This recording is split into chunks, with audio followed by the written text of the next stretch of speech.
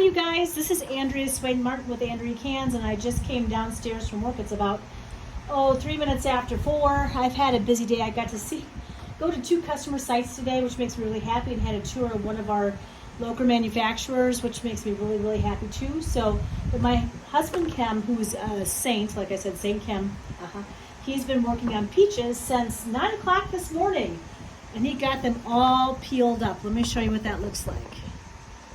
They're beautiful and they smell delicious. Right now they're sitting in water, cool water, but how we are able to keep them from browning is by using vinegar and salt, a tad bit of salt, and they look great. And so I have some jars set out here. I suspect I'm going to have to go and get more jars ready here after we go through these guys. It's a bushel of peaches. Not very many were ruined, but there was a couple that were too old to be able to use. I'm going to prefer to start off by using our pints, and we'll use our quarts as we go along. Everything's been sterilized. I did that earlier today, turned upside down, so everything's ready to go for this evening. And then when we get through this process of jarring everything, I will put some simple syrup in a pan and boil that off next. So we'll just show you how these things get started here. Can you see them? Can you see all right in there? Mm-hmm. All right. Mm-hmm. So I'm warm. I've been active and busy all day long, so I piled my hair up. I've got an ugly t-shirt on, but it is what it is. It's a work shirt. It's a work shirt. I had to get out of my dress clothes. I'm in my best clothes too. It's work clothes. My dress clothes, I had a beautiful burgundy shirt on today with shoes to match, my black pants, and I felt like I looked pretty fancy schmancy. So we're just going to start by filling up our jars with peaches. Like this, and I'm not going to be afraid to touch things, you guys. You just got to get started. I'm not worried about it. My hands are clean. I just washed them, and we're going to fill up these jars just like this. And it's going to be pretty. And once the simple syrup is made, which I'm going to do that here in a little while, I'll debubble these guys. I'm not so worried about these guys breaking apart as I debubble them, because they need to be debubbled actually. So it's a beautiful batch of peaches. For something smaller to put in there, fill that void, and we're just going to keep on keeping on here for the next few minutes. So it's this easy.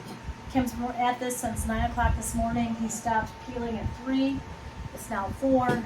I came downstairs because I needed to break away from the computer. And I've left this poor man alone again today.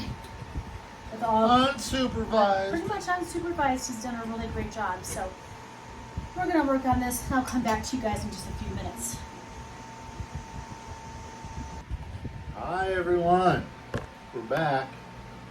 This didn't take long. 2 people, 4 hands. Of course, I came Goes down a out lot of my quicker. office, and poor man didn't do this himself. 18 pints and 5 quarts. All we got left to do is simple syrup, burp them, wipe the lids, put the lids on them, and cook them down, and we'll be enjoying more peaches. I'm going to use the simple syrup. The simple syrup recipe. Medium. You like medium? So when I get that all ready, I'll bring everybody back, and I can talk about my simple syrup again. How's that sound? Yep. All right. See y'all in a little bit.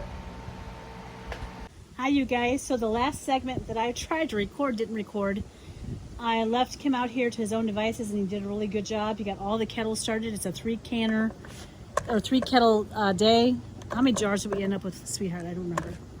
19 pints and 5 quarts. That's a lot of peaches we'll have for the year. And so I went inside. Kim was out here working hard, and I cleaned the floors, cleaned the counters. He did a really good job trying to keep everything kind of isolated into the kitchen.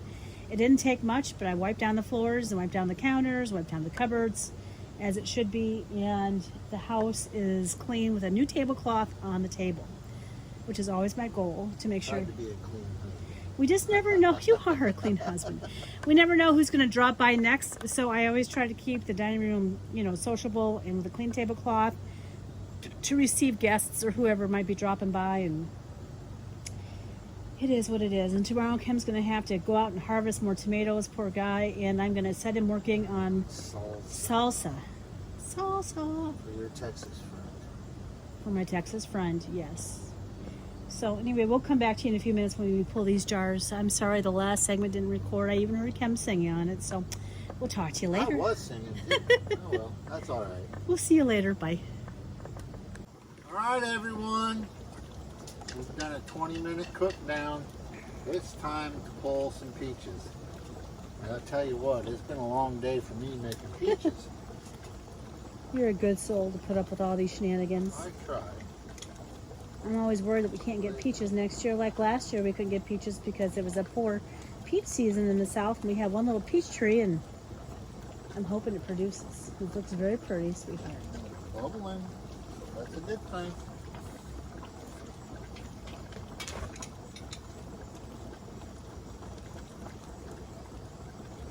I've always stressed to everybody, you want to make sure you put your lids on finger tight. This lets the canning system work.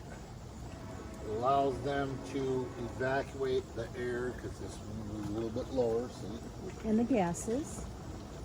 It lets it all out, and then once that happens, it goes.